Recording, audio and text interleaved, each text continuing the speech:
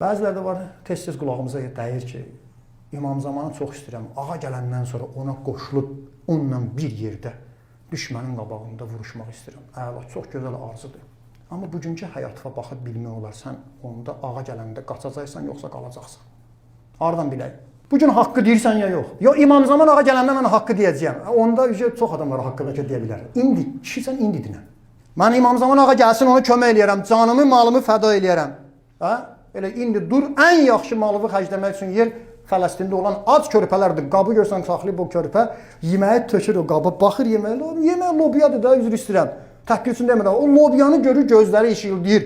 Qaça-qaça, sevinə-sevinə, ağlaya-ağlaya, bəziləri gülə-gülə qaçır çadıra ya. Evi yoxdur daha. Evi dağıdıblar. Çadıra qaçır ki, ana, yemək almışam mən. Oynayır uşaq, sevincindən rəqs eləyir ki, mənə yemək çatıb Pikastorka.